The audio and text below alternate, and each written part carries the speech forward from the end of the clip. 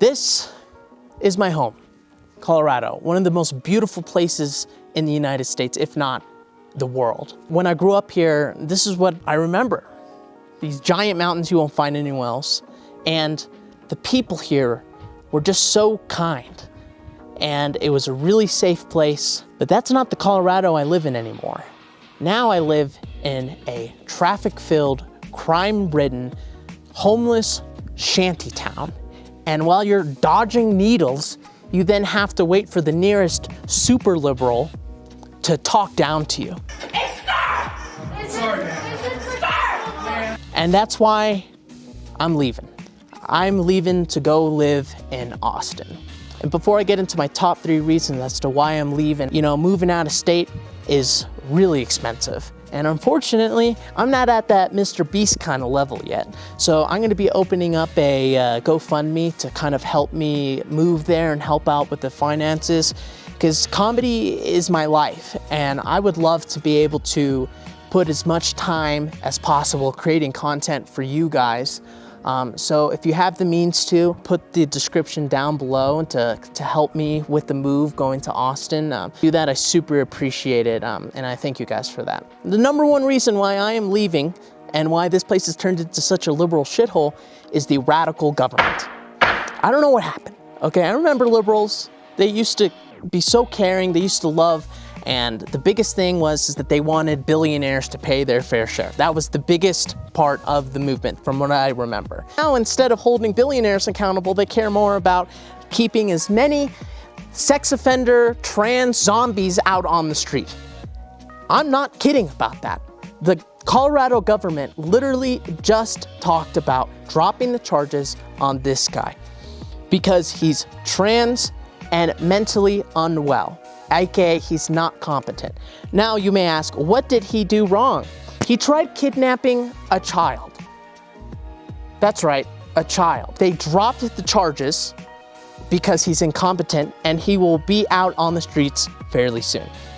On top of that, this guy's been arrested so many times that they don't even have a clear idea of they don't have a clear number. And the last 3 times he was convicted in Colorado, all charges were dropped because of his competency. Not to mention the illegal immigrant that killed a young woman because he was drinking and driving with no license. What would you imagine? Prison? Maximum security? No, probation. Didn't even get deported. This is probably the most insane thing that has pushed away people like myself from that kind of ideology, because it is affecting people today. When you go out on the streets, there are these crazy people that they're just letting out, and it's seen as compassion. How about compassion for the people that are walking the streets? How about compassion for that child or that child's parents? I mean, imagine that this guy tried to steal their child, and just because he goes by Carmen now, and because he's a bit too crazy, they're gonna let him out? This is beyond insanity, and I could have a whole hour video talking about this, but I don't want to get stuck on this, because the second part, which is also almost as important, Colorado recently passed 2 laws that essentially copied the laws from California, which made misgendering and dead naming illegal. That's right. So, hey Steve, how you doing, man? That statement I just said, in Colorado now, could legally allow the government to go and send me 2 tickets that I would have to pay for saying those things. Words. Let me remind you, words, right? And this is like, and on top of that, which is even worse, arguably worse, is that now, if you said those things to, let's say, your child, and your child has been brainwashed by the nearest liberal at their school, that can now be used as an argument for the CPS to take away your kids. I don't even have kids, and that enrages me. And this is kind of where like liberalism has started to lean more towards is government mandated speech and essentially like putting their power onto people and their families and their kids to force you into the ideology. Look, I understand, as much as I make fun of people, I'm respectful to 99% of people. If you're respectful to me, I'll be respectful to you. I'm not going to go out of my way to try to hurt your feelings, especially in person. But government mandated speech is a quick way to start going towards authoritarianism. And I've seen this more and more. I have a whole video I want to make about how the Biden administration spent billions of dollars trying to create an AI-based censorship machine, on top of sending billions of dollars to different countries to help them with their censorship. And this is all probably one of the biggest things that has like set me away from the party. Not to mention all the they, thems, and all the ugly ass fucking things. I don't even know what to call them, all right, that are yelling at me. This only leads to authoritarianism, and it only leads to where other liberals and governments have gone, which is jailing and suing comedians for jokes in comedy clubs. The jokes in the haha place. You do the ha-has in the haha place, and they got sent to jail. I'll put some examples up right now. This has legitimately happened in several places with liberal governments because it's considered hate speech and then therefore is attacking somebody and then is an assault, which is insane. So as a comedian, I feel that it's just, not only is this a horrible place to thrive for comedy, but also it's not a safe place. It's ironically, I'm talking about safe spaces right now, but comedy is supposed to be a safe space. You need comedy to call out the bullshit. And as soon as you start saying you can't say that, you can't make jokes about that, you know that something's wrong about society. Jesters were made to be able to talk truth to the kings because everyone else was too scared. That's the point of a jester, is to make fun of society, make fun of the kings, make fun of everyone, right? So they don't take themselves too seriously. Reason number 2, the people. Those beautiful, understanding, loving, considerate people that I grew up with, now all of a sudden are on Facebook talking about, oh darn, how could the assassin that tried to kill our president miss? Cheering on violence, cheering on Luigi, which, look, I don't like billionaires any more than you. I strive to be one, but you have to be some kind of asshole to get to that point. But they don't deserve to die. That man who got shot in the street by someone he never knew, by someone he wasn't affiliated with, Luigi didn't even have a claim with his company, was a father. So these same people who talk about feminism and caring about women, what about the daughter of this man? They don't keep in consideration. And this, all of a sudden, leaning towards violence and being okay with hurting people and throwing people under the bus, and this vindictiveness has been born from the left, which I never saw growing up. And it's scary, you know, because I have felt that before. Actually, my house has gotten vandalized in college because of a joke I made. Not even towards that person. They were just in the vicinity. And I really started getting an idea that, you know, things are getting a bit out of hand. And that same kind of thing has happened here. These people, the kind people, are no longer here. Either that or they've been convinced to change otherwise, to be more aggressive. Also, purity culture, I think we all know, has destroyed liberalism. This idea that you have to align with every single point or else, the threatening, then you're out. What does this all add up to? What also has purity culture and kicks people out and ostracizes people for not having the same values? Cults. cults do this, which is ironic because everyone's calling each other a cult. Left is calling the right a cult, the right is calling the left a cult. There are parts of cultism on the right, I admit, but it is nowhere near the problem because any crazy person from the left can leave the left and will be welcomed by the right. No matter if they believe in trans stuff or they don't believe in the fiscal stuff or, you know, if they can pick and choose, doesn't matter. The right will say, hey, as long as you're open to hearing about it, then that's what it is. And that's insane to me because for the most part, I have mostly liberal values. I believe that people should be cared for. I believe in programs like food stamps. I believe in these things to help people. I believe in immigration. My mother is an immigrant. My sister is an immigrant, right? These things are important to care about people. Otherwise, you have a society filled with filth. You know, people don't like comedy here in the first place, right? Because if you talk to a liberal, they'll say, oh yeah, you can do comedy, you know, but just don't make fun of Black people, gay people, trans people. Don't make fun of immigrants. Don't make fun of disabled people. Don't make fun of women. There's half the population right there. So I can make fun of, according to their rules, I can make fun of 1% of people. White, conservative men. What if they're offended? Huh? Do you care if they're offended? No, who cares about them? Double standard. These non-binaries, I saw a video, see if I could find it, of this girl saying that she went to go tell her jokes at this comedy club, but then couldn't handle the fact that a person before her made jokes about gay people. Oh my God. So it's so funny, they talk about diversity, talk about acceptance, but they're the most controlling, undiverse in thought people ever. And I just want to get away from that culture.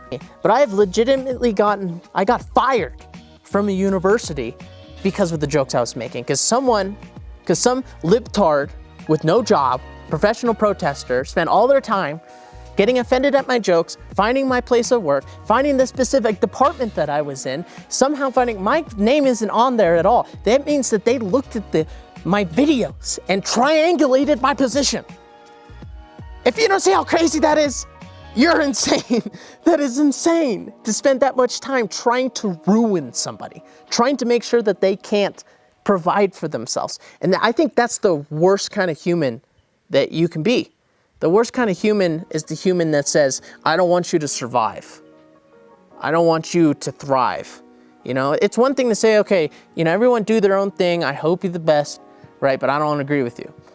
But to actually actively want to destroy someone, that's insane. So the people, I'm done with them. I don't have that many friends here anyways, because I'm a divisive person and people don't like that here. They have their own friend groups. I don't have any friends here. I have like maybe one or two, but not any good friends. I don't really have a best friend, you know. My girl is the only thing and she's coming with me to Austin. All right, so number 3. This motherfucker is way too goddamn expensive and way too crowded. Look, I love freedom. That's my biggest thing. And I love that marijuana got legalized here. In fact, I think that it should be legalized federally. I don't know if you agree with that or not, but I do think that that's an important thing. It's a plant. You shouldn't, federal government, state government shouldn't be mandating you if you can smoke a plant. It's insane. But I think because it got legalized here, so many people started flooding here, but from other liberal states, and they just started overbuying everything. All these libtards and their mommy and daddy's money mixed in with the outrageous spending from our government, you know, which has mostly been the Biden administration, but Trump also signed off on a shit ton of spending too during his administration. So it's both sides. And I'm not kidding about the mommy and daddy money. You see, I'll put up a study that shows that they found that millennials were buying houses with the help of their parents' money. So they came here from California, They still couldn't afford the house, so they asked mommy and daddy for their money, and then they ended up just buying whatever house, over asking for prices, and now all of a sudden, the house that my parents bought for $250,000 is now worth around $600,000 to $700,000. I would love to own part of this. I grew up here, but now I can't. Not to mention the fact that there are so many people here now. And on top of that, the houses, the $1 million houses, have people doing heroin in front of their houses. And so while I'm getting a ticket for misgendering and dead naming, potentially thrown in jail in the future, they're letting fucking Daryl on the front yard of your house getting fenty with it, doing the fentanyl. And that's perfectly okay. And that's how they like it, because they want to be seen as, you know, being considerate of those people, right? This idea of identity culture has destroyed this. Now it's all based off of levels. Where are you on the identity hierarchy? And then it depends on how much we'll care about you. And as a Latino, I'm part of that too, right? But I'm also part of the statistic of the huge amount of Latino men that voted for Trump. Because I think a lot of the people in our culture realized that there was something wrong, something's off. So now there's homeless people all over the place doing drugs. People are angry now and mad at you, and they want to hurt you, literally. And it's just so condescending on top of that. There's just no room to breathe here anymore, which is ironic because look at how beautiful this air is. This is the best air in the world. And I truly think it was just Trump derangements, and something clicked into people when Trump happened. And both sides, that people just decided that they needed to be more angry and less understanding. I think that's what lost this last election. This incredible, crazy election that showed that people are done with that.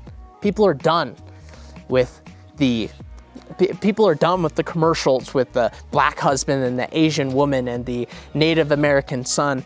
People are done being screamed at for jokes. People are done with people saying, oh, you can't do this, you can't do that. You're not our mom. And the government shouldn't be our mom. And your friends and family should not be your mom. You know, I remember a specific moment. I was in the gym and I was talking with my dad on the phone about that crazy debate with Biden where he just looked 200 million years old. It was clear that he was just a puppet. I mean, that was when it was very clear that they were just using him and his auto pen to get as much money out of the government and into other corporations as possible. It seemed like that. No, it didn't seem like that. That's what fucking happened, okay? And I was on the phone, and I remember just saying what everyone else thought, what the very clear-minded people thought. That man was old, and he should not be in there, and he's being used, and we're being used, you know, and nothing crazy.